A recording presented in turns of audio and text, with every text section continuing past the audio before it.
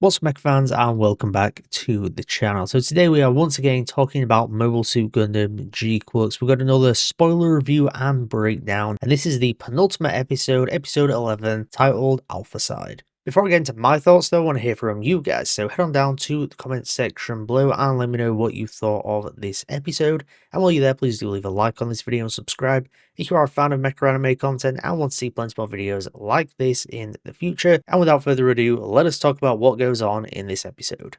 Nyan recoils in pain from operating the Rose of Sharon when she is confronted by the GQuuuuuuX. The G-Thread and the GQuuuuuuX duel each other, where Nyan realizes it is being piloted by Amate. Amate then questions Nyan's decision to join Zeon and declares she will free Lala from the Rose of Sharon. Elsewhere inside Yamantho, Shirazu is cornered by Kycelia, who exposes him being char and implores him to join her side. Amate and Nyan interrupt their confrontation after being guided by Shuji, and Char flees with Amate. Char then reveals to her that he had given the Red Gundam to Shuji and resolves on killing the Rose of Sharon to prevent further chaos using the Red Gundam, shocking Amate. Nyan starts doubting Kycelia's goals when she sees Kycelia preparing to kill Amate, prompting Nyan to shoot Kycelia and escaping the G-Thread. Amate reluctantly fights Char as Shuji intervenes and a Zeknova forms from the Psychomu of the Rose of Sharon and the Red Gundam resonating with each other. Shuji pulls Amate and Char into an ethereal plane and states his desire to protect Lala, revealing he comes from a different universe. Shuji announces he must destroy their world as a mobile suit is summoned from his universe.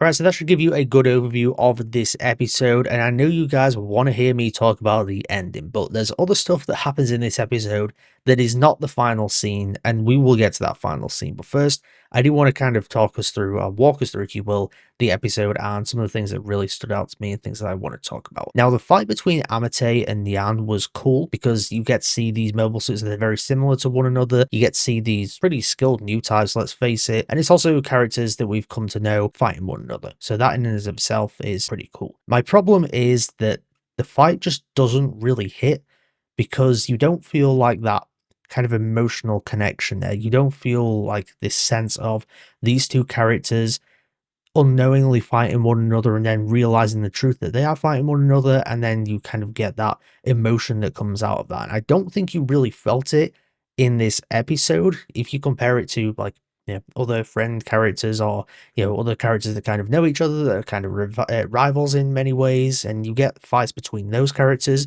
You often feel those kind of emotions a lot more. Take like a Domon versus Master Asia fight in G Gundam, or take like a Atherin and Kira fight in Gundam Seed. Those kind of things resonate a little bit more because you do feel that emotional bond there and them fighting against one another when they don't necessarily want to be in that position.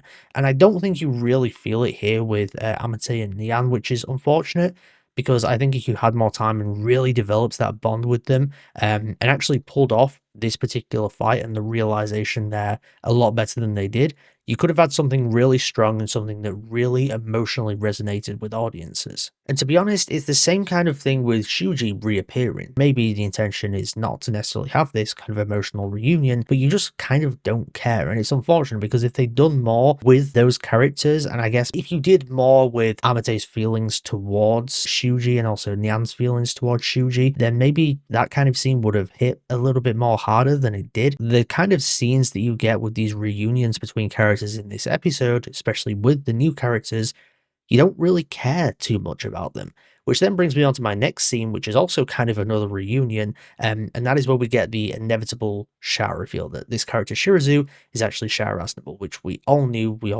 this was going to happen. Terribly kept secret, but I don't think it was ever really intended to be secret. It was pretty obvious, and the signs were there that this was 100% Char Aznable, and that is revealed in this episode in a scene that's very reminiscent of the scene between Char and Haman Khan in Zeta Gundam in a theatre. Before we get into the actual scene itself, why is there a theatre inside Yamantho? I have no idea. I get they probably wanted to pay homage to that scene, which is cool and all, but where's the logical sense in having this theatre inside Yamantho? I really don't get it. But moving on from that, I thought this was actually a much better reunion kind of scene, even though these characters have not interacted within this series at all. And that's probably because the heavy lifting is more so there in terms of 0079, where you kind of have I don't want to say relationship between Kycelia and Char, but you've got an interesting dynamic where Kycelia is very aware of what Char's trying to do. She's aware of who Char actually is, and to some degree, she kind of agrees with his actions in a little bit of a weird way. So you have a really interesting dynamic between those two characters when they don't even interact much, just because of their different philosophies and how they almost interlink with one another. And you get a little bit of that in this episode, and it was definitely one of the better scenes because, again, it's characters with two similar philosophies, but also two very different ones in the way that they wanted to go about things. And look, when it comes to this episode, to put it very simply, the stuff that I really liked and thought was done really well was anything that involved Char. His interaction with, I was going to say Haman Khan there, but his interaction with Kycelia, his interaction with Amate was kind of interesting as well, and then getting to learn about the kind of relationship slash mentorship bond that he kind of formed with Shuji. Because we get a little bit of hints towards the backstory there where it seems like Shuji was, involved in Zeon as just like an engineer on the Red Gundam, and then Char saw the potential in him, which of course is heavily reminiscent of another blue-haired character within Universal Century, who's of course Camille from Zeta Gundam. There's obviously a lot of interesting stuff there where could hint at a potential direction that they go down in the finale, but I guess we'll see about that. We'll talk about that a little bit more in a moment. Again, I really like everything they did with Char in this episode and the way they're kind of tying it back to dynamics and themes of the original 0079 and the storytelling there, the core trio relationship that makes up the entire like early Universal Century trilogy of 0079, Zeta, and then Char's counterattack. Very much a through line between those three things of Char, Amuro, and then Lala, and they're kind of trying to tie it back to that dynamic and trying to almost flesh that out a little bit more and span it across like Destiny, and not see Destiny, but like the concept of Destiny and multiple universes and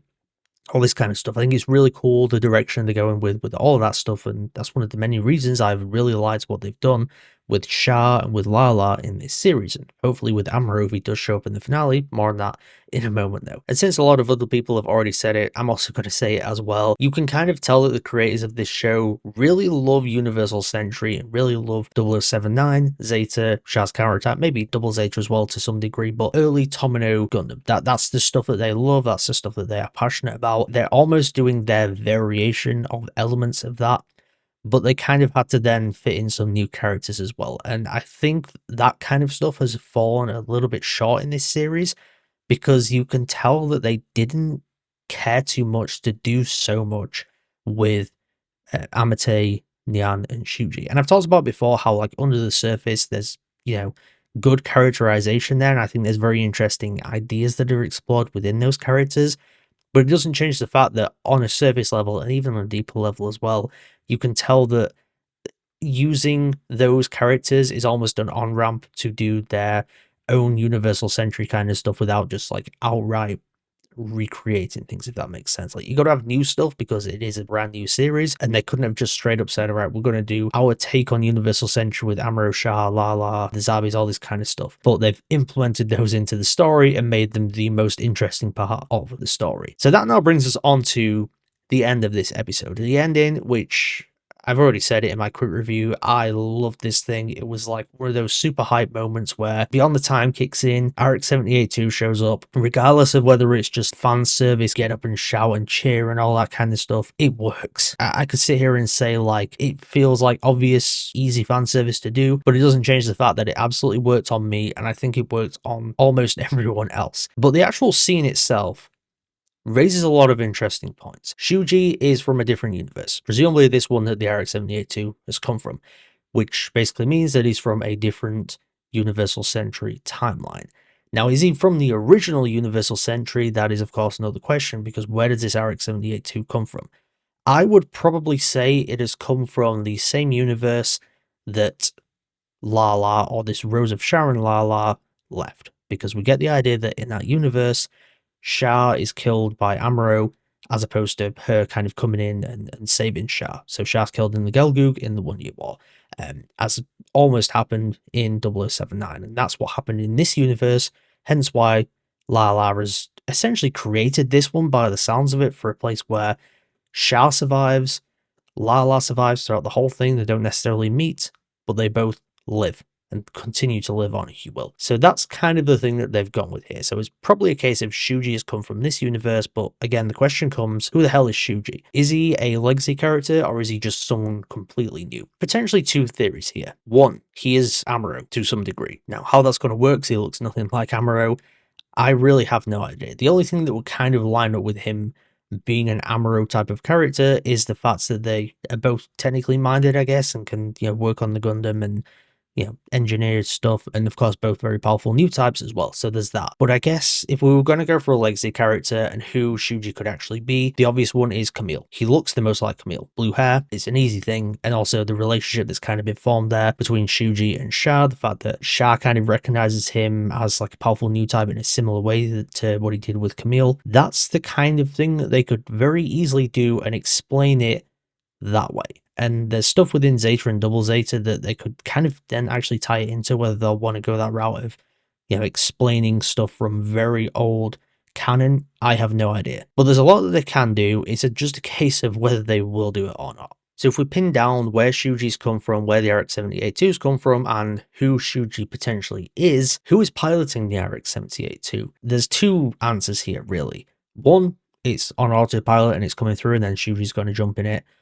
The other theory is, of course, that it's Amuro.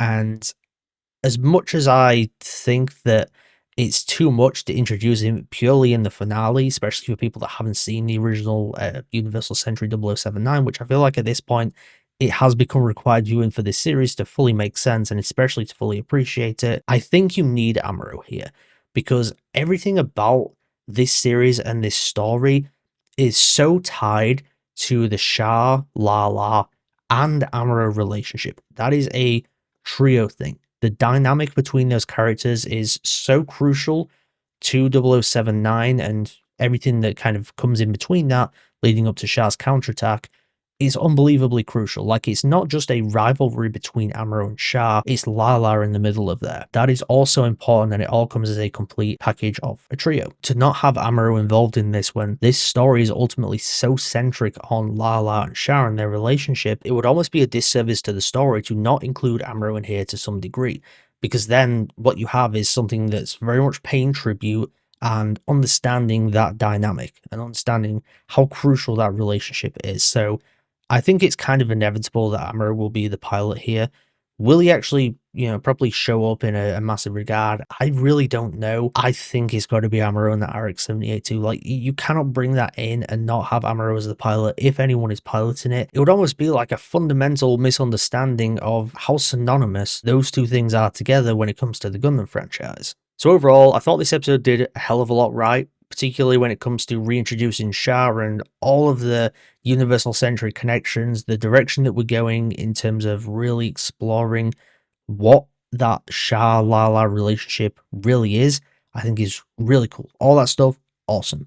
When it comes to our characters specifically made for this series, our trio, maybe Xavier to some degree, and Comely, some of that stuff has just not quite been as good as it could have been. It felt like a secondary focus in many ways. It was definitely more of the least interesting stuff within this episode. And whilst I don't think it's bad, I don't think this set of characters is bad. It just feels like they play second fiddle to what is essentially supposed to be Universal Century fan service. And I say that in a good way. I don't say it in a negative way, because I do think that the creatives do completely understand Tomino's vision. This is the penultimate episode. We've now got one episode left, and it becomes a case of, again, are they going to be able to wrap it up? And I think at this point, there's things they're going to be able to do, but there's also a lot that they could potentially miss out on. But those were my thoughts on episode 11 of Mobile Suit Gundam GQuuuuuX, titled Alphacide. Before I get out there, please do leave a like on this video and subscribe if you are a fan of mecha anime content and want to see plenty more videos like this in the future. Also, like I said earlier, head on down to the comment section below. Let me know your thoughts on this episode if you've seen it. Yeah, what did you think of the final scene? What did you think of Beyond the Time Plane, the RX-78-2 showing up? And also, what are you expecting from the finale?